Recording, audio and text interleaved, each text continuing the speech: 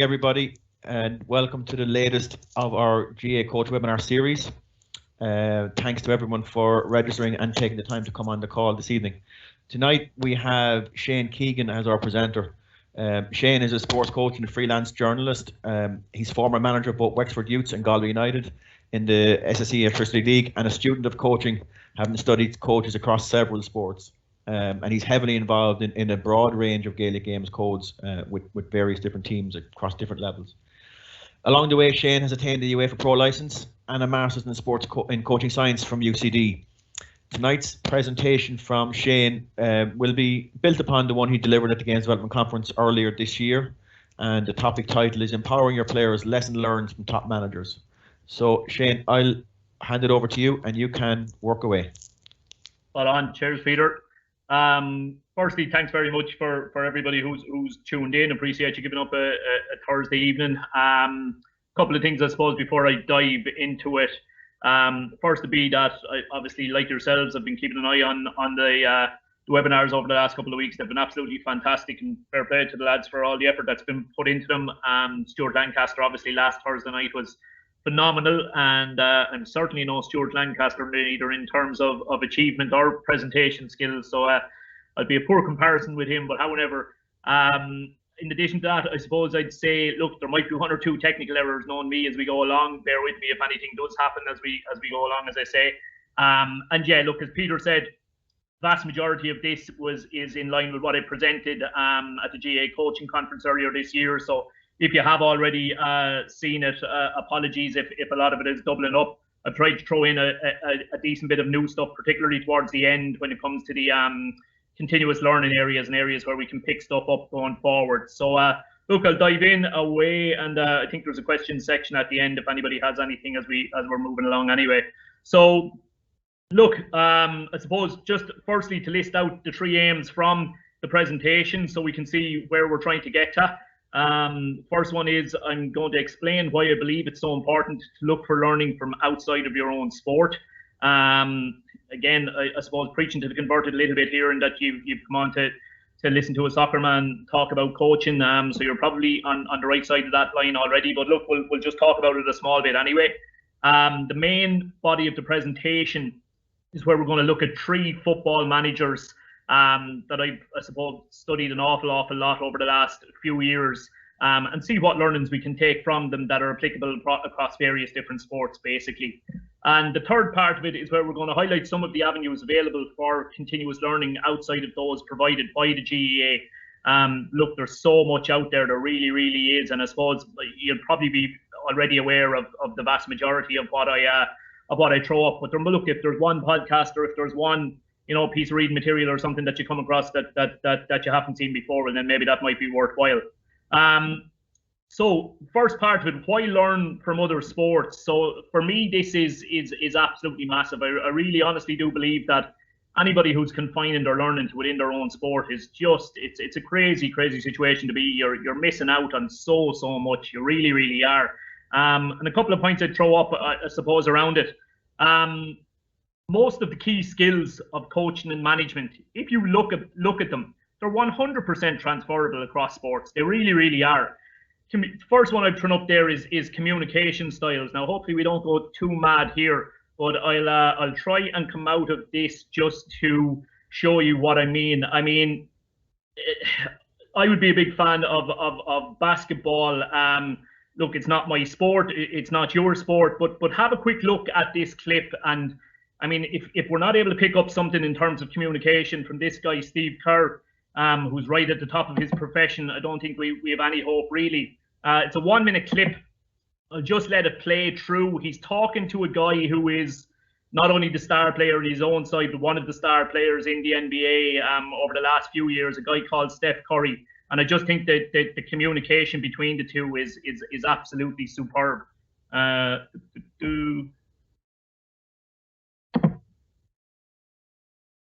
We'll eventually hit play on it.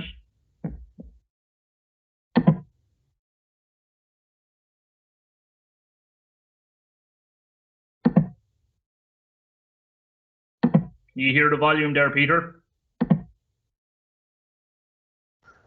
No sound.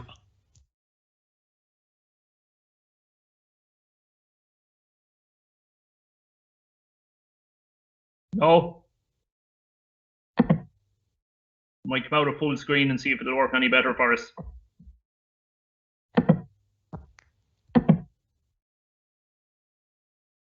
That coming on for you, Peter, no? No sound still, Shane. Okay, we'll jump back. If you want to jump it, we can share the video clip with everybody. I can put the URL into the chat function here for everyone to have a look at later on. No problem at all. Spot on. We can do that. We'll jump back out. Peter, we can't listen to that live, lads. Definitely. If Peter can send it out to you, worth coming back and listening to that. The way the man communicates is absolutely superb. Now he's decided to start.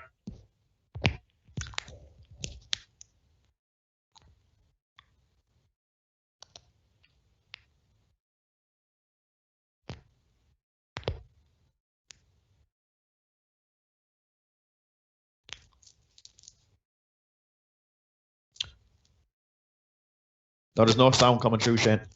Sorry. My end, I thought you were in yours. No problem. Look, we'll plow on from there. The second one I've got up there is dealing with adversity. I suppose the example that I gave, it's something that we all go through very, very much so. I mean, it's almost impossible to have any sort of coaching career in sport without coming through across very, very hard times. Hearing other coaches, again, outside of your own sport, talking about that is massively, massively helpful. I mean, I suppose the person I check back to is I listened to Derek McGrath on an Off the Ball podcast one day talking about I suppose the tough times that he went through when maybe his tenure at Waterford was being questioned, and how it became a challenge even to go down to the local supermarket just to pick stuff up and trying to hide away from people because he didn't want to have that conversation. And you know, I was going through probably something a little bit similar at the time, and I thought it was fantastic. Right, he mightn't be in the same sport as me, but at the same time, it was a huge learning experience for me being able to hear another guy talking like that. Session planning, again, go and watch sessions outside your own sport. People will set things up differently. You know, the timing might be different, the communication lines and all that might be different. You'll take something from it. You'll absolutely take something from it. I suppose what I'd say on it is, if you think about it, you set up a session and you run a session in a manner that you're used to, in a manner that you've seen done before, which is very applicable to your sport. If you go away from that, if you go to another sport, they will do things. I'm not saying they do things better than how you do it in your sport. All I'm saying is they'll do things differently than how you do it in your sport. And different is good. Different is really good because it gets you thinking about things in a manner different than what you might ever have done before. And you might think, Jesus, yeah, that works there for him. I wonder, would that work in my sport? Would I be able to do that a little bit differently? Bring it back, give it a try. Sometimes it might fall in its arse. It mightn't work for you, but sometimes it might pay off brilliantly. So it's really, really worthwhile trying to broaden your scope in terms of watching other sessions from that point of view, in my eyes anyway. And the last one I've got there is performance analysis. So I'm gone into a new role with Dundalk Soccer Club at the moment, where I'm the opposition analyst for them. Something I was really enjoying, obviously, until the coronavirus hit. But in terms of how I go about doing that role, gathering my information, how I go about presenting the information to the players, the formats, the technology used, and all that, I've taken all of that almost 100% from the GEA Performance Analysis Seminar that I go to in Carlow IT every year. I mean, it's a fantastic event, and I'm stealing ideas from how Sean O'Donnell does it with Limerick. You know, I'm stealing ideas with, you know, what Damien Young might be doing with Tip, or what Davy Morris might have been doing with Galway. And I'm taking that and I'm applying it to what we're doing at Dundalk, and it's working absolutely brilliantly for me. So again, you know, go outside your own code in terms of that side of things as well. The different approaches to best practice that sports take may present you with fresh new ideas. So that's kind of coming back on the session planning one a bit. So it is. It's just, we're all very, very narrow. There is a sense of monkey see, monkey do. And I think taking yourself out of your own sport for those kind of ideas, it's hugely, hugely beneficial. The last one, if you think about it, makes a hell of a lot of sense. And it's probably the best reason to go outside your own sport is, we were actually just chatting off camera before it started, myself and Peter, about how I find it hard maybe sometimes to get the learning that I want to get from other soccer coaches. he was saying at times it's hard sometimes maybe to get a GEA coach to do something that he's looking for them to do maybe at times. It makes sense though. To a certain extent, we do all have to be a little bit guarded against our competitors. We don't want to be giving away our complete trade secrets to our competitors. So I suppose the example I used was if Paul Kinnerk rocks up to Eamon O'Shea's training session or Darragh Egan's training session at Tipperary and asks if he can come in and watch their sessions for a few weeks, you can pretty much imagine the answer that he's likely to get. Whereas if he heads up to Dublin and approaches Bohemians and approaches one of the best soccer coaches around, Trevor Crawley, to see if he can watch what Trevor is doing for a couple of sessions, I'm sure Trevor will have no problem with it. If he goes into Stuart Lancaster and asks, can he observe what Leinster are doing? Again, I'm sure there'll be no issue there whatsoever. Or Dave Passmore with Irish hockey. You know, going outside your own sport, there's definitely an awful lot more scope for it. An awful lot more scope for it. Another tip on that is, by the way, if you're seen as not being a superpower, for want of a better way of putting it, in a particular code, and you're going to learn from the best in that code, they also don't see you as a big threat, and they're very, very willing to share. So if you're from a lesser hurling county, you'll find that your tips and your Galways are probably more inclined to let you in and give you access than if you're from one of the stronger counties, if that makes sense. Which again is fair enough, really. So it is. Look, moving on to the main body of the presentation, I suppose creating a culture is the way I phrased it. Again, I kind of always preempt the word culture is one that maybe has a little bit of a bad rep, being so flowery and kind of thrown out by anybody who wants to seem like they have half a brain when it comes to this coaching crack. But Peter himself kind of phrased it very, very well to me when I sat down with him initially about all this. He described culture as your beliefs. You know, what beliefs do you place at the top? Which are the ones that have most importance to you? And okay, now do your behaviors as a person, as a coach, do your behaviors as a coaching team, as a management team, and do your behaviors as players reflect those beliefs, which therefore reflects that or creates that culture. And I just thought that was a good way of broadening it out, and it helped me kind of structure what I was trying to present from there. Sorry, I suppose that for those who don't know, I'm pretty sure most of it should know, the three coaches that we're looking at are three that are absolutely at the top of the game, in my opinion. Jurgen Klopp, Pep Guardiola, and our own new Irish international manager, Stephen Kenny. Klopp and Pep, what I've learned from them, I've learned from looking at them from a distance. I will say that I would do more than look at them. I think you've got to read about these guys voraciously, take as much as you can on board from them, read with a highlighter, read with a notepad and a pen beside you, read with a laptop that you can start typing in a few notes. I mean, to me, there's a difference between observing somebody and trying to learn from somebody. You know, if you're observing, you're just looking and you're going, yeah, isn't that great? If you're learning, how can you learn without taking notes? I can't. I suppose there's different people with different learning styles. I can't. I need to be taking notes all the time. And that's what I've done with those two in terms of even when you're watching their matches on TV, I'd have the tactics board, kind of the geek that I am, out beside me, and you'd be lining out formations and seeing, right, where are they strong, where are they weak, how are they going to take advantage of their strong areas, how are they going to try and compensate for their weak areas, all of that kind of thing. Stephen, thankfully, I've got to know a little bit better than that. I've been able to look at a bit more closely over the years. He's an absolute gentleman and has been very, very good with his time. So look, we'll go through things that I found were universal across the three guys. 4 common themes that emerged from them. So the first one is togetherness. I'll dig into these a bit more deeply, obviously, as we go into them. The second one is psychological safety, which is a term I'll explain for those who haven't come across it before. Third one is confidence. And the fourth one is demanding environment. And as I say, these really, really did prove to be very, very common across all three of the coaches. So the first one, togetherness. First one I'm going to throw up, all these comments are either by the managers themselves or by players talking about them. So the first one is by Liverpool's assistant manager, Pep Lijnders. So he says, Jurgen creates a family. We always say 30% tactic, 70% team building. Now, when I read that, I found that amazing because I don't think there's too many of us that would have the percentages that way around. I think most of it would flip the percentages and arguably even go higher than 70% on the tactic side of things. But here's their assistant manager explaining to us that this is the amount of emphasis that Jurgen Klopp puts on the importance of team building.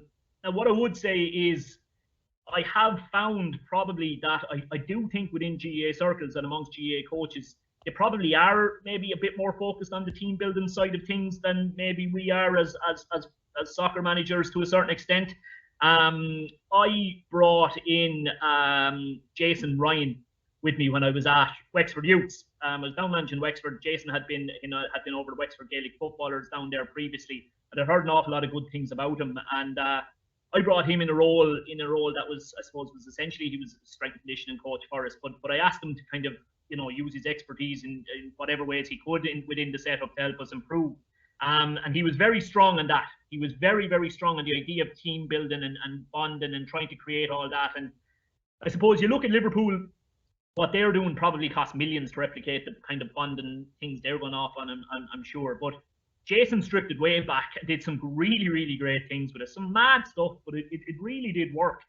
Like he set up all these kind of challenges. You know, I remember one where all the players were in a hall on this particular occasion. There was obstacles set up all over the hall, and they were split into teams of, I think it was 5, and 4 fellas had a blindfold on them, while one guy was the leader, and he had to communicate to them and try and guide them all around the obstacle course without touching them, just purely using communication. And look, there's lads clattering into each other and falling over this and falling over that, but it was great crack knocked out of it. Really, really great crack knocked out of it, and it definitely served its purpose. And like he had more exercises, crazy stuff going on. There was who could build the highest structure from pieces of spaghetti and marshmallow and all this kind of crack. And you know, as soon as he announces it, go, off you go. And I suppose your leaders start to emerge, and you start to see different communication styles, and you start to see how people gel, and mad stuff like that. To me, works. You don't have to have the millions that the likes of a Liverpool spend on trying to create togetherness. Second one is from Pep Guardiola himself. We're here to help each other so that players don't feel tension and division. We are one. We are not little groups, because in all teams, this is what ends up killing team spirit. And I suppose the example on that one with Pep is Pep has a guy that he brings everywhere with him in his management team. He's, again, you talk about taking people from other sports. He's actually, I think he's like classed as one of the greatest water polo people ever. But he's somehow, himself and Pep got to know each other very well, and he follows Pep everywhere Pep goes. And Pep gives him all kinds of jobs and all kinds of different stuff to do. But on this particular occasion, he asked him when he was at Barcelona, he said, when we score, during a game when we score, I want you to look at the bench. And tonight when we're alone, I want you to tell me what the reaction of those people on the bench was. Because some of them are going to celebrate like they've scored the goal themselves, and they're going to be euphoric. And some of them are going to celebrate, but I don't know, you'll know by their body language that it's probably not genuine, that they're doing it for perception reasons. And then some of them might react at all. They're so annoyed and they're so pissed off at not having started that they're just not going to celebrate at all, so they're not. And his whole thing was, obviously he was wrapped up in the game, he couldn't do that, but by having somebody identify that, he was now able to point out, he was now able to judge the characteristics of the players that he had within his group. And what he did was, as quickly as he possibly could, then he got rid of those ones that were identified as the bad eggs. This was helped them judge who those were, and quickly as he could, as soon as the transfer window came, right, how quickly can I get them out the gap? Now, again, another point that he made on it, I suppose, which was very good to read, because, you know, I've got this wrong on a few occasions myself, is we can all get fooled by somebody. You know, we can all think that somebody is the right kind of person for our culture. Obviously, the one he got drastically wrong was Zlatan Ibrahimovic, who was, as I do describe him, the greatest Mayfander there's ever been. And here's Pep signing him. But, you know, he put on this face. He put up this guard that, you know, no, Pep, I am that kind of guy, and the media has me wrong, and I buy into all the things that you buy into. And Pep bought it, and I bought it at times. And you end up with, you know, a wrong one in your dressing room. And the thing is, how quickly can you identify that you have got it wrong and you have made errors, and try and ship them back out again? And I suppose he managed to do that reasonably quick. But I just found that all very interesting in terms of creating togetherness. The last one is Robbie Benson. He was a super player during Stephen's time at Dundalk. He said, I was a substitute for the first when I came into the club, but even then he was telling me I was going to become a hugely important player for Dundalk. I never felt ignored. Now, togetherness, like the key ingredient in togetherness is those players who aren't starting. I mean, it's very, very easy for the starting players to feel together, so it is. But how are you going to handle the ones that aren't in the starting lineup? How do you make them feel as if they're almost as important as anybody else who is in the setup? I mean, that's a huge, huge challenge. And I mean, here you have Robbie saying that that's a challenge that Stephen overcame. Stephen managed to do that. And I suppose the best example I can think of it is from my own county. I mean, I would have spoken to numerous Laois hurlers who would have worked under Cheddar Plunkett when Cheddar was there, and I mean, it was phenomenal the way these guys spoke about Cheddar. Absolutely phenomenal. And I'm talking number 23, number 24, number 25 on the panel, not the star man. The respect that they had for him was absolutely phenomenal. I mean, I keep saying, if you go into my dressing room and you ask my players what they think of me, the starting 11 will say I'm a great fella, and those who aren't in the starting 11 will call me every name under the sun, whereas that just was not the case with Cheddar. He seemed to have this balance absolutely perfected, and it's a huge challenge for all of us. It really, really is, but it's something to be mindful of, I suppose, is the best way I can put it. Psychological safety. So what is it? Psychological safety is empowering players to take chances without them fearing the repercussions of what will happen if something goes wrong. Now, that again is easier said than done. It's a holy grail to a certain extent, so it is, and it's a huge, huge thing I think that coaches need to focus on, because we all get so wrapped up in wanting to win our matches that we don't realize we're putting the fear of God in players at times, and stopping them from expressing themselves. So just looking at the examples of it that are here. So Jurgen Klopp, the boys know that they can make mistakes. Football is a game of mistakes, but what is important is the reaction. You lose the ball, you try to win it back. You concede a goal, then you try to go and score one. If we want our teams to be creative, then we cannot punish them for mistakes. Now, at times I say it's very, very easy to say things. It's very, very different to try and walk the walk. Jurgen Klopp walks the walk, and we only need one example of it, and that's the Trent Alexander corner. I mean, you go back to the Champions League final. I mean, here's a young boy standing over a corner while his team are behind. Sorry, semi-final, I should say, obviously, while his team are behind. And he sees something, and he has it in him to go and try it. Like, think about it there. Think about how much he was putting himself out there. I mean, in so many setups, surely the guy standing over the ball there would have been terrified. If I make a ball to this, the manager is going to jump down my throat, the rest of my players are going to jump down my throat. That was not his thought process. And the reason it wasn't his thought process is because of this culture and the situation that Klopp has managed to create at that club. I also found it interesting that Klopp went on to say that this psychological safety is not something that can be created over the course of a day or a week or a month. He said this has to be created over years. And he said it's hammered home in the Liverpool Academy. Absolutely hammered home. These boys have been taught at 8, 9. Do it. Go on, try it. And if it goes wrong, it goes wrong. Don't worry. And I just thought that was really, really important. That, because I mean, so many of us, I've got a 5-year-old at home. I'm back coaching under 6s again at the moment, so I am. I'm sure plenty of you are in the same boat. It's so important that we try and ingrain that in the kids as early as possible. I mean, if you're creating psychological safety within your group of girls or boys at 8, 9, 10, 11, imagine how creative and how confident in themselves they're going to be when they reach your senior manager at your club or at your county. I mean, they're going to be extremely thankful to you for the kind of person you're after producing. The second one is Pep himself. I won't tell you off if you misplace a pass or miss a header that costs us a goal, as long as I know you're giving 100%. I can forgive you any mistake, but I won't forgive you if you do not give your heart and soul to the team. The really important thing here is Pep phrases this quite well, because it's important we don't get mixed up. It's important that we realize psychological safety does not mean that everybody is mollycoddled and that there's absolutely no room for criticism at any time. But the important thing is to be able to distinguish between actions, I suppose, that are controllable and ones that aren't. I mean, if you play 100 passes in a game, well, chances are one of those passes is going to go astray. That one that goes astray may just be the one that actually results in your team conceding a goal. You didn't mean to make that mistake. So the manager or your players roaring and shouting and bollocking you out of it because of that mistake is the most pointless exercise of all time. It really, really is. But at the same time, there's another scenario where if I see an opposition player running past me and heading into the box, and I decide, nah, I don't think I'll bother tracking him, sure, somebody else will probably pick him up when I get there. Well, now I absolutely deserve to feel the wrath of my manager and my players, because that's a decision. That's not an action that just went wrong in you. That's a decision where you've made the wrong decision, a lazy decision.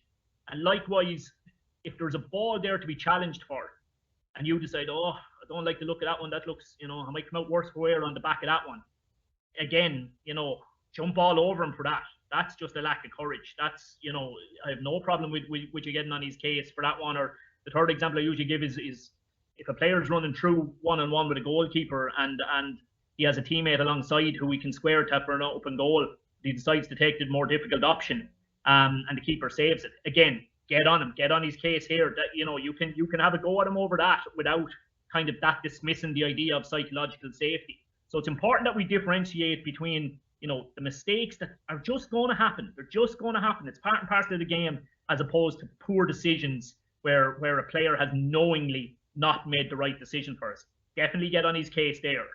The last one I've got is from Stephen O'Donnell. He would have been Stephen Kenny's captain at Dundalk for the majority of his time there, I suppose.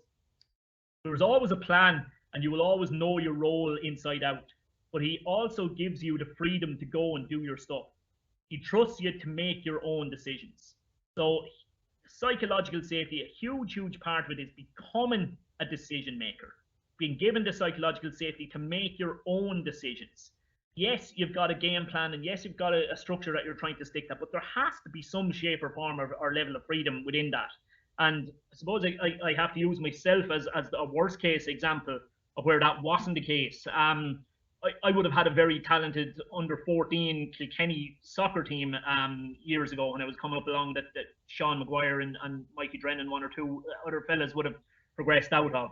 And we went all the way to an All-Ireland final at under 14 level. We were fantastic. We were beating Narrowly in an All-Ireland final. And I remember the international trials for the age group Irish under 15s came up shortly after, and we sent about half a dozen players into it. And to be quite honest, I expected them all to make it. I thought they had all been brilliant that year, and I thought they'd all make the Irish squad easy enough. And word came back then that only one of them had made it. I was really disappointed. So I was really disappointed. And thankfully, I had a good enough relationship with the Irish manager at the time in that age group that I could give him a call, and not to shout down the phone at her end, but just to ask what had gone wrong for the players. How had they not impressed as much as I was hoping they had, or hoping they would. And he gave me a serious lesson, and one that completely transformed my way of thinking, certainly in terms of underage coaching, that's for sure. He said to me, look, he said, Shane, I've watched those lads play for you all year, and they've been a credit to you. If you say jump, they jump. If you say run this way, they'll run this way.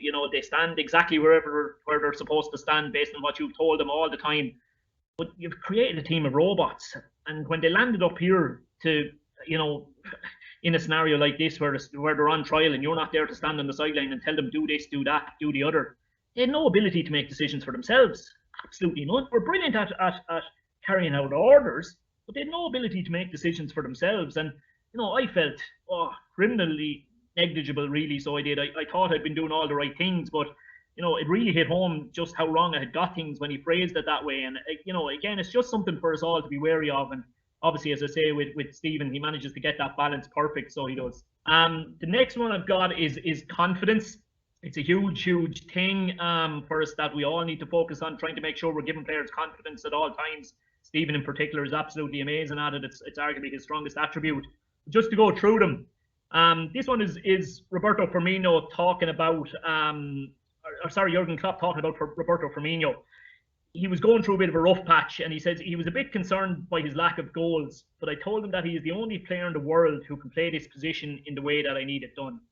Now, the thing about confidence is a lot of us think we're good at giving players confidence, but we use generalizations. We throw out phrases like, oh, you're a great bit of stuff, or, geez, didn't you do really well, or, just generalizations. To really instill confidence in a player, it has to be more nuanced than that. It has to really hit home. So I like to play this one out in my head. I like to use imagery and try and actually think of it. Like, just imagine Roberto Firmino walking into Klopp's office there, and he hasn't scored in a good few weeks, and shoulders are dropped a little bit and the body language isn't wonderful, and Gaffer, I'm not scoring, what am I doing wrong, kind of a thing. And the response isn't, it's grand, Bobby, the goals will come, or it's fine, you'll be grand, don't worry about it, I believe in you. It's far more focused than that. Like, think of it, you are the only player who can play this, the only player in the world who can play this position in the way that I need it done. And I'm sure he went on to give him, you're doing this for me, you're doing that for me, and that has this effect on us, and that has this effect on us, and that's why we're winning games. And like, think about Firmino walking back out of that room. That's a completely and utterly different man. The man that's walking out of that room is a completely different man than the man that's walked into it. And look, you get the happy end, and then that very next game, Firmino goes and scores, and he runs across and jumps on Klopp, and we might not get the happy ending as quite as quickly as they got it there, but it was great to see it happening on the back of such good communication lines from Klopp. Second one is Guardiola. Look, let's be honest, Pep Guardiola isn't a man who, I suppose, has to instill massive confidence in his players, because he tends to have some of the best players in the world in most of the dressing rooms he's been in. But I still found this interesting because we can change it and make it relatable to our own scenario. He said, in this dressing room, the players are the best, the very best. Look at each other. You must be so happy with what is looking back at you. And again, that's a super one to actually visualize and play out in your head. Like, imagine being David Silva sitting in that dressing room. As he says that, David looks to his left, he sees Sergio Aguero. He looks to his right, he sees Kevin De Bruyne. I mean, I don't care who they're coming up against that day. David Silva thinking to himself, yeah, we've got this. Like, he's right, we've got this. And it mightn't be applicable to us that we might necessarily have the best players in the world in our dressing room all the time. But we could change that. That doesn't have to be the phrase that we use. We don't have to say that these players are the best. If we've created the right culture where everybody is willing to really, really go those extra yards for each other, and we've really got that togetherness, we've really got psychological safety, we've really managed to nail everything else. I mean, you could well find yourself in a dressing room where you're able to say, in this dressing room, the players are the most committed. Look at those around you. Do you see guys who will go to the ends of the earth for you? It's very possible that you can say that with honesty, knowing that that sentence rings true. And imagine they're the last words coming out of your mouth before the start of a match, and the players are looking at each other and going, yeah, he's right here. What he's saying is bang on. So what can we say? How can we give those players that confidence? What way can we phrase it to give our players confidence? I suppose particularly in those final moments before they walk out onto the field. Stephen, as I've said, is absolutely sensational at this. Chris Shields, I suppose, the water carrier, it's sometimes referred to in football, the guy who kind of sits in front of the back four and does the simple thing. Chris says he would take me away for a one-on-one chat and go through what he expected of me, while also explaining why I was the perfect man for the job. Now, Chris is a guy who, as I say, doesn't really look to do the spectacular. He's not a guy who's going to go look to score you double figures over the course of a season, or he's not going to dance around players, or he's not even probably going to try and spray 60, 70-yard passes or anything, so he's not. What he does is he goes, puts in a tackle, wins the ball, and then a phrase he nearly uses himself is give the ball then to the fancy dans and let them do the fancy stuff from there. Now, some people would look on a player as that, as having a limited skill set. But Stephen is flipping that completely. Stephen is explaining to him why having that skill set that you've got, Chris, that you've got, that makes you the perfect man for the job that I require you to do today. And if Chris Shields looks in the mirror and thinks, right, what's needed from this role? Okay, there are the attributes needed to carry it out. Yeah, he's right. I am actually perfect. I am pretty good at all of those attributes. Yeah, I can see why this is an ideal role for me, and I can see why he thinks that I'm the perfect man to play it out for. So again, really, really good stuff from Stephen in terms of that. Last one is demanding environment. And again, a really, really tough thing to try and create. First one I've got up there again is Klopp. I demand a lot of energy from my players. Therefore, I must be seen to possess that also. I see myself as being the extra tank of the players. When their energy starts to get less and less late in the game, that is when I must infuse them with my energy. Now, Klopp, as anybody knows, is certainly a larger-than-life character, and he's mental to watch on the sideline, absolutely mental to watch, and he's on the go 24/7, so he is. And so is his team. If you think about it, I mean, Liverpool, they're a fine outfit, but particularly in that midfield area, it really is all about energy, work rate, go all the time. Now, if he's one of these managers who's sitting on the bench with the arms thrown back and the body shape is kind of languid looking, very hard for his players to be doing what he's demanding of them on the pitch. He is what he wants them to be. He's all go, and therefore they're all go. And then that bit about the extra tank when they start to get tired. I mean, have a look the next time, God knows when the next time we get to watch a soccer match is, but the next time you get to watch Jurgen Klopp, yeah, he will be animated from the start, but watch those last 15 minutes. I mean, he goes from third gear to fourth gear to fifth gear very quickly in those last 15 minutes in terms of his body language and the energy that he shows. It's phenomenal. And I had never understood before that it was actual a tactic that he specifically does for a reason, and I understand it now. The players are starting to fade a little bit. Okay, I need now to become an even greater presence on the sideline for them. And by doing that, you can imagine them looking across, they're shagged, and they look across next thing they see this lad, and he's, oh my God, he's still going, he's leaping and he's jumping, and it probably does give them that extra little boost, or it does buck them up again a little bit, and they probably do find those bit of energy reserves a little bit more. But you can only demand it when you're delivering it. He certainly delivers it in that respect. The second one on Pep, talking about the training ground, every day you must come here and try to get better. Every single day. I can say that I will be very demanding of you all, just like I will be of myself. Now, obviously, to say that Pep eats, sleeps and breathes football is putting it mildly, okay? So because he is absolutely, completely wrapped up in it, he can place whatever demands he wants on his players. Whatever demands he wants on his players, because he's given it back to them tenfold. So they have nowhere to hide in terms of him asking them to go to the ends of the earth and back. And look, we're not all in that kind of environment where we can 24/7 be the kind of person that Pep is.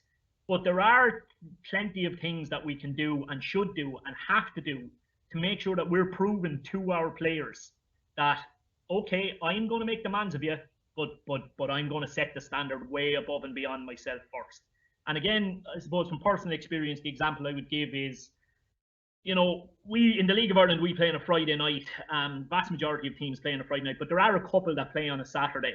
And, you could have a game there on a Friday night, and probably happened too many times for my liking, where things don't go right for you on a Friday night. And, you could have been bet 3-0, let's say, on the Friday night game. And Saturday, you're in for a recovery session with the players, and everybody's in bad old form, and you're walking around and you're trying to get spirits up, and you're trying to shake it, shake that horrible feeling out of fellas. And really, all anybody wants to do is be away from the place and go home to their families and all that. But you, on the other hand, are probably going to go away from that session. You're going to get a quick bite to eat, and then in my scenario, Cove, Sligo and Longford were the three teams that tended to play on a Saturday night. It was into the car, and it was probably a 2-hour trip down, 2 hours at the match, and a 2-hour trip back, pretty much every single Saturday night. And yes, you were doing it to get a look at your upcoming opposition. Any of those three clubs could have been playing against the team you're due to play next week. You were doing it to prepare, but you were also doing it to set standards and to say, these are the lengths I'm going to for you lads. I need you to give it back to me. And obviously, they're aware that you're there. And come Monday morning, when everybody's back in the training, or Monday evening, depending on which standard I was at or who I was coaching, where have they to hide now? Where have they to hide now? If they've thought to themselves, I would rather have done anything on earth on Saturday than what he put himself through. And that's what you want them thinking. That's what you want them knowing, that you have put yourself through the ringer on their behalf. The third one, Gary Rogers, he would have been Stephen's goalkeeper at Dundalk. He challenges you to constantly look to improve. To always strive to be the best in your position. But he'll also do everything he can to help you achieve that aim. So, I mean, demand. You need to get better. You need to do this. You need to do this. Okay, the old phrase, but what have you done for me lately is the one that the player could throw back at you. Now, what I'd preempt there is, I'd say to you, there's only one of you, and God knows how many of them. There's probably somewhere between 20 and 30 of them. All right, it's mission impossible for you to be thinking about all of those players all of the time. So throw it back in them from the outset. I would always say at that first meeting that we would have at the start of the season, lads, I can't be thinking about all of you all the time. So I need you to think about you, and I need you to then hit me with what you need.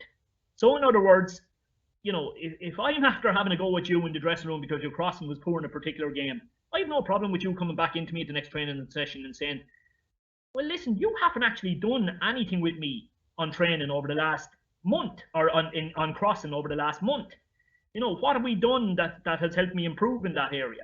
And that's fair enough for him to question that. Now the ball is back in your court. Now you can say, you know what, he's right there actually. I need to start, you know, factoring in some crossing drills, or maybe taking him for 10 minutes at the end of a session to work on where and when he should be delivering from. But I just thought that was very, very clever. And like that, again, that's what Stephen does. I want you to become the best that you can be, but I'll tell you, I'm going to help you every inch of the way to get there as well. So I am. And again, something that we all need to be conscious of, rather than just telling them to get better. Well, what are you actually doing as a coach to help them get there? I suppose that's the main body from that side of things. I've got a slide here, how we can learn from other sports. So this is kind of lots of different bits and pieces, because there's formal learning, there's informal learning, there's occasions where we're learning when we don't even realize we're learning.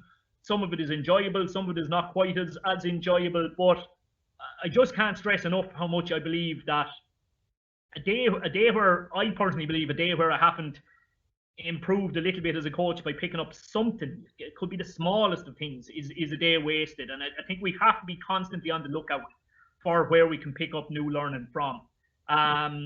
First one I've thrown up is formal education. So I went back to UCD to do a master's in science in sport under Dr. Seamus Kelly. Seamus Kelly is an absolute gentleman. He was involved in football, soccer at a very, very high level, both in Ireland and in England. He came back. He was involved with Offaly to a very, very high level. And he's now the main man over there in terms of coaching science in UCD. He's a brilliant guy to talk to. If you're looking to do something formal like that, get in touch with him. He's on Twitter. His email address is easy enough to get as well. They do reserve a certain percentage of places on these courses for people who mightn't necessarily have the previous qualifications that you would normally need to have, but have got they've got a phrase on it, experiential learning or something like that, that because you've been involved, they'll let you come in at a certain level. It's really tough. It's really, really time consuming. I haven't quite got there yet, to be quite honest about it. But if you think it's a place that you're at in your life and you're ready for it, I couldn't recommend that one highly enough. Semi-formal education. So Coaching Ireland, Hayley Harrison, it used to be Liam. Some people wouldn't know Liam Moggan. Hayley Harrison is over there. I think she's still the main person over there now. They've got some brilliant stuff going on over there as well. And I did their tutor, Coaching Ireland, the tutor qualification. So you're learning to coach coaches. But it also taught me a huge amount about my own coaching, because it gets you thinking far more about structure, about planning, about reflection. It goes into all of those things massively. I found it really, really beneficial. Even this crack that you've seen me have thrown up at the start, what are the aims? And you'll see me recapping at the end as to whether we hit those aims. That's just ripped off straight from something I learned through that course as well. So that's definitely something worth looking into, I would say, for a lot of people. The next one I've got is the most obvious one of all, is watch sessions. Look, watch sessions at all sports, all levels. I can't stress that enough. I mean, a couple of points I'd make on it are, I've genuinely watched an under 10 training session at my local club where I thought, yep, make that grid a bit bigger, put one or two more limitations on touches and stuff like that. And that session actually can be, that particular training practice can be completely replicatable with my lads at League of Ireland level. So you can't afford to be snobby about where you're trying to get your learning from, in terms of, that level is beneath me, if that makes sense. And then all sports as well, all sports. You could watch a drill where, with a hurl, I could watch a practice with a hurling illustrator where I'm thinking, okay, yeah, I can actually replicate pretty much that exact same drill just in a football setting with my lads, and you'll pick it up so easy. I mean, I was incredibly lucky last year, where Corofin footballers. I mean, an incredible group of players. Where their management team approached me and asked me to come in and do a couple of sessions for them. I suppose they're training all year round. They were training so much that they just wanted something a bit different and a bit outside the box. I suppose every Gaelic football training drill that existed, they'd already done it. And they asked me to come in. The management team gave me a brief outline of the kind of stuff that they'd like me to cover. They felt that there was a couple of concepts that were prominent in soccer that maybe weren't quite as worked on in Gaelic football. And they gave me those concepts and then said, right, now off you go, develop a couple of drills based on those concepts for us. They were very clear in that he said, I don't want you going Googling Gaelic football drills because that's pointless to us. We've done all them. I need you to invent something new.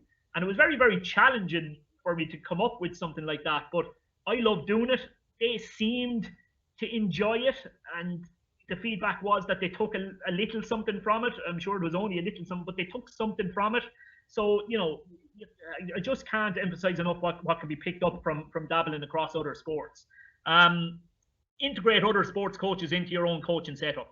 So as I've said to you already, Jason Ryan was phenomenal for me down at Wexford. Absolutely phenomenal. I said to him when I brought him in, right, strength and conditioning is going to be your main base here for me, but Jason, I want you to assess everything we're doing. I'd heard such great things about him and how structured he was and how good his communication styles were and all that. I said, I want you to critique everything that we're doing. I said, I'll have a thick neck. I won't fall out with you. I'm not looking for the good things that we do. I want to know where we're doing things poorly or where you believe we could do things better. And I need you to hit me with that. And he was brilliant at it. He didn't hold back. I'll tell you that. And I did need the thick neck at times, but it was absolutely invaluable. It really, really was. I also brought Johnny O'Connor, the former Irish rugby international, in as my strength and conditioning coach when I was at Galway. Again, partly because he'd be good at the role, but partly because I wanted a different set of eyes. I wanted somebody who was used to a different culture, used to a different setup, and could offer us things from a different angle. I mean, I suppose the example would be performance analysis. Like, Johnny couldn't wrap his head around how our performance analysis sessions were kind of 20, 25 minutes max. He was used to in a rugby setting where they'd go an hour to an hour and a half. You know, it was just interesting to have that conversation with him and bounce those kind of stuff off him. You know, if you're a Gaelic football coach, is there a basketball coach close to you? Is there a basketball coach in your town or that? Can you go and have a chat with him and maybe invite him in and see would he be interested in taking a session for you? You know, just think outside the box a little bit. I really would encourage it. Books, I've just thrown up a few. I've tried to steer away from GEA ones really, because you're probably all well acquainted with them. So I've thrown up there. Quiet Leadership is Carlo Angelotti. I think he's brilliant. He's got this section at the end of each chapter where he points out the learnings from each chapter. So it makes it really, really easy to recap. It's really, really excellent. And he's a guy whose style of management I would kind of align myself to a certain extent. Brave New World is Mauricio Pochettino. Again, a guy who I think did a fantastic job, and he's really open in the book, really, really open in the book. I remember reading it, and he talks about the 20 minutes where the players are outside warming up, where he has nothing to do, has been his worst 20 minutes of the week. And I thought, oh, you talk about hitting the nail on the head. I thought it was brilliant. It was exactly how I felt myself. But look, there's loads of gold in that. Sacred Hoops is probably back in vogue at the moment, I suppose, to a certain extent, with the Chicago Bulls documentary having come out on Netflix. Sacred Hoops is donkey's years old. It's Phil Jackson's book. I would have picked it up maybe 15 years ago. But it's excellent in terms of taking learnings from a different sport and from a very, very different culture, I suppose, American sport. I found it really, really excellent. The only GEA one I've thrown in there is because it kind of went under the radar when it came out years back. It was called Can You Manage? I think the guy's name was Tim Healy. It's literally a playbook for GEA management. Like, it goes through absolutely everything, the ins and outs, and be it club or county or college, whoever you're managing. I found it very, very good. Can be quite hard to get, but maybe give it a Google and you might find it somewhere. And Bounce, one of the first books I suppose I read in terms of talent development. I thought it was absolutely excellent at the time, and still worth getting your hands on, certainly if you haven't already read it. Newspaper articles, look, it's an absolute one-stop shop here for you. Brian McDonnell, fantastic guy. His Twitter feed is at 6242. Brian is just the level of reading the man gets through is absolutely ridiculous. So it is. And if there is a coaching article out there in the world that's worth reading, he'll have it read and retweeted on that Twitter account by the end of the day. So I would certainly imagine the vast majority of you are already following that Twitter account. But if you're not, you need to get onto it straight away. It's a fantastic resource. And yeah, any of look, just read all those articles as much as you can. You'll pick up stuff from it all the time. Podcasts. Here's the shameless plug on my behalf. So I just started a new podcast last week for the 42.ie called How to Win at Dominoes. It's a podcast for coaches. We've managed to get some fantastic access on it so far. It's an hour-long chat with a coach at some level of some sport, trying to pick their brains and learn from them as much as possible. We had the amazing Gary Keegan as our first guest last week, had Cheddar Plunkett this week. And over the coming weeks, we have Pádraig Harrington, we have Billy Walsh, we have Stuart Lancaster, Eamon O'Shea, some really, really good guys coming up. So there's my as I say, my shameless plug out of the way. Aside from that one, the High Performance Podcast is a new enough one, really, really good. Recent guests they've had on it were Robin Van Persie, was really good this week, really, really good.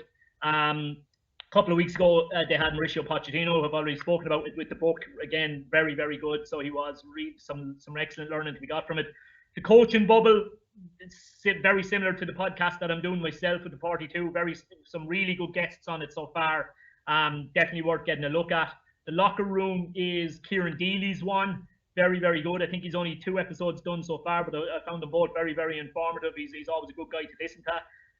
The GEA hour, I'm well aware that Wooly is not everybody's cup of tea, so he's not, but I think he's excellent. I think his line of questioning with the guests he has on means that he gets some real, real good stuff out of them all the time. And again, speaking of Cheddar, he gets Cheddar on fairly regularly, and when Cheddar starts talking about hurling and tactics and coaching and man management and all that, it's like going to mass and listening to a sermon. He's that good. He's phenomenal. The Flying Coach is a very new one. I think the first episode only came out last week. Believe it or not, probably the two top coaches in America, Steve Kerr, who Cliff unfortunately wouldn't play for me when I tried to play it free. Steve Kerr and Pete Carroll. So you're talking about American football and basketball, two of the top coaches. First episode was outstanding. I've just downloaded the second one today. I haven't had a chance to listen to it yet, but the first episode was absolutely fantastic. Definitely worth listening if you can get to that. This is a new one for me, webinars. I didn't know what a webinar was a month ago. And now we're in a whole different world, aren't we? Look, obviously you're on this one. The GA Learning Portal one has been fantastic. I just can't praise it enough. It's been brilliant, and long may it continue. I hope they stay rolling out the guests for as long as this situation continues. The FEI Coach Education Department have started to roll a couple out. I think there's one on very shortly, and I think they're going to make it a weekly event as well. So again, whether you're into soccer or not into soccer, it might be worth having a look to see what you can learn from there. The North American Irish soccer coaches, they've done some really, really good ones of late. They had one with Martin O'Neill recently. They had one with Andy Reid. And tomorrow they have Jim McGuinness, which should be very, very interesting indeed. So worth having a look there. Stat Sports, I'm into all that side of things as well, the sciencey side of things. They've done a couple recently. Damien Young was on one, and they had a guy from Arsenal. They were very, very, very good. Sporting Champions, again, they've had some excellent ones so far, worth getting a look at. And a new enough one to me there was the Foundation Coach Education. If you stick it into Twitter or stick it in online, they actually had Steve McLaren just this afternoon. So look, these things have taken off massively. They've exploded really, so they have, and they're brilliant. That while we're all in lockdown, we're still able to pick up our bits and bobs of learning. And I suppose the last two that I'd finish off that are a bit different to the rest, a mentor. Can you try and get yourself a mentor somewhere? And mentor is probably even a bit too formal of a word. Just, is there somebody out there that you can bounce ideas off, or when you're getting it tougher, when things aren't going quite right for you?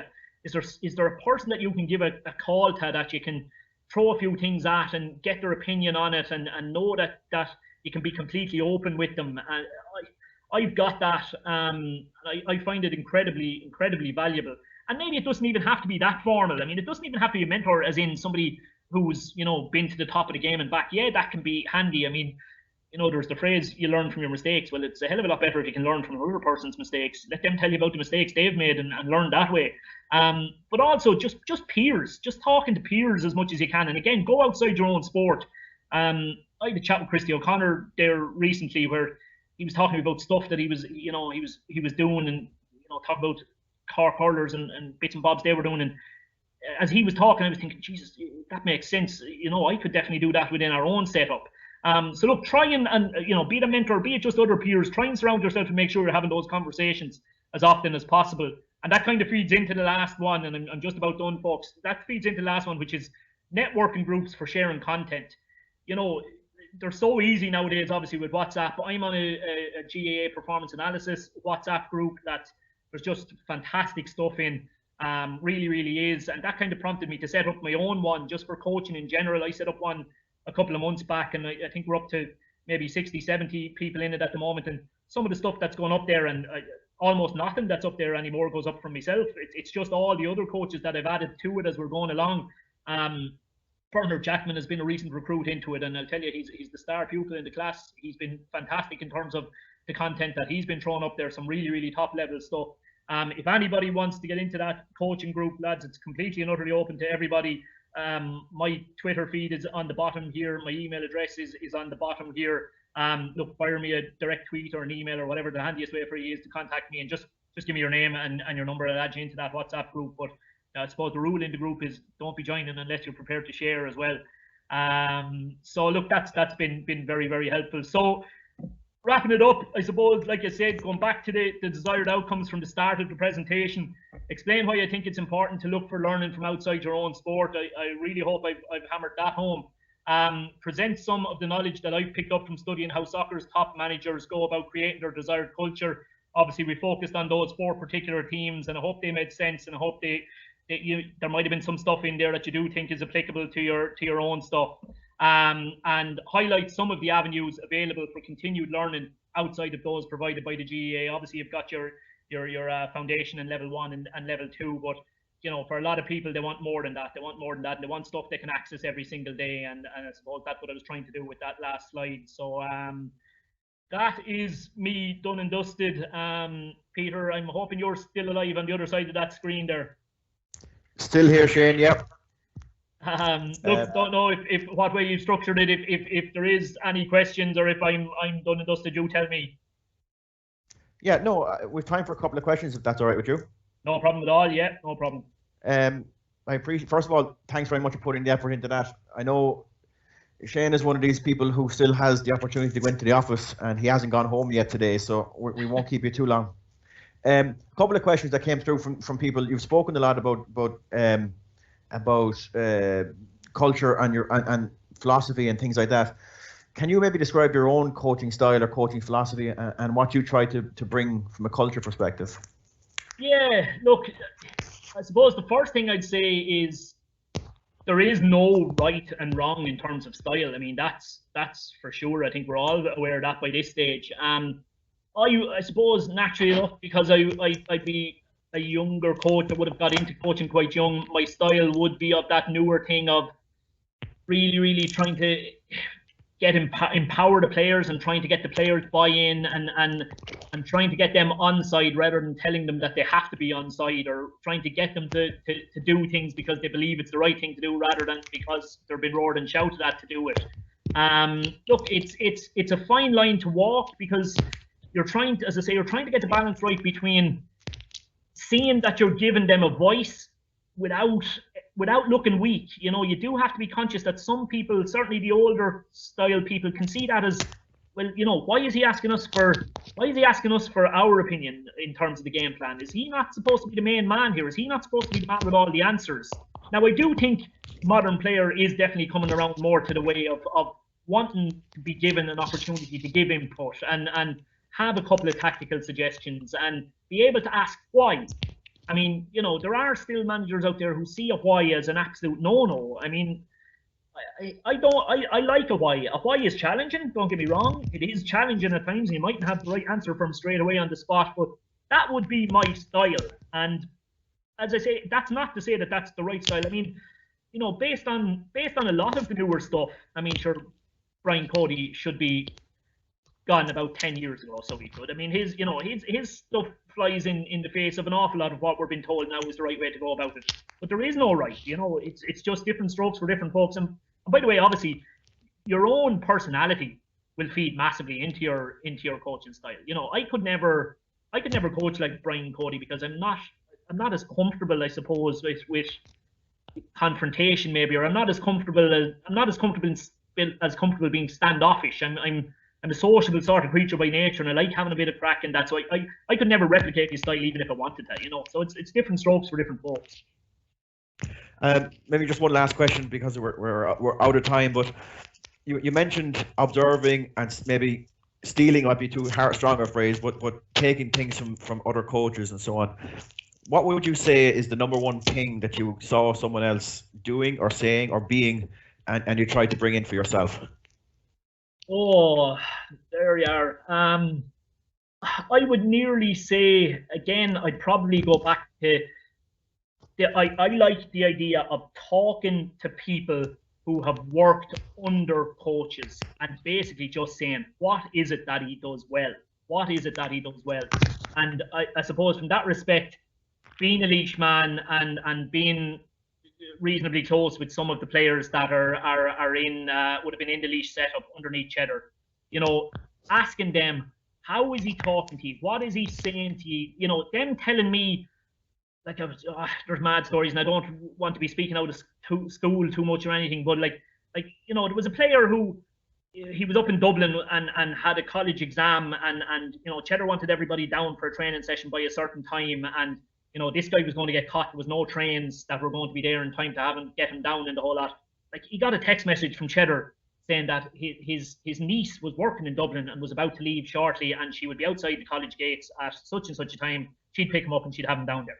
I mean, I was like, holy God, that is going to the ends of the earth to make sure that your players are satisfied. And you'd constantly hear stuff from them about he would be helping them in terms of choosing the right college, helping them maybe get through one or two exams in college, helping them get a job, all these different kinds of things where he was one for looking at all aspects of a player's life rather than just what they were doing over the course of 70 minutes for them on the field. And I really tried to take that on board and try to incorporate that into how I dealt with players, I suppose. Thanks very much, Shane. Cheddar is a good role model to have, no doubt about that. So on behalf of everyone, I wanted to say again, thanks to Shane for everything you've done in the last while for this. Since we met up first about 6 months ago or so, at this stage, you've given me an awful lot to think about from a coaching perspective. And as some of the people mentioned here on the chat, the passion that you have was nearly coming through the screen to us here all around the country. For everyone on the call, just be aware for yourselves. Tonight we passed 5,500 people having taken part in these webinars. So up to after last Tuesday night it was 4,900, but 650 odd people tonight brings us to 5,500 people in the last month or so taking part in these webinars. So thanks very much for everyone taking part. A sincere thanks to all of our speakers. We'll share the presentation and the resources and suggested readings and all those things that Shane has on the GA Learning website as well. It'll all be up there. It's from tomorrow. Next Tuesday, we have Professor Wade Gilbert from California State University in Fresno, who's going to deliver a session. It's going to be 7:30 p.m. for us. It's going to be 11:30 a.m. for him. But he spoke at our Games Development Conference in 2017, and he's been a constant, I suppose, source of advice since then. So Wade is going to do a presentation for us on Tuesday night next. So the registration for that is open, and the question options are open there as well. Anyone has a question for Wade. So thanks very much to everyone for coming on the call. I wish you all a good weekend, and hopefully we'll see you all again here next Tuesday evening. Thanks very much. Goodbye.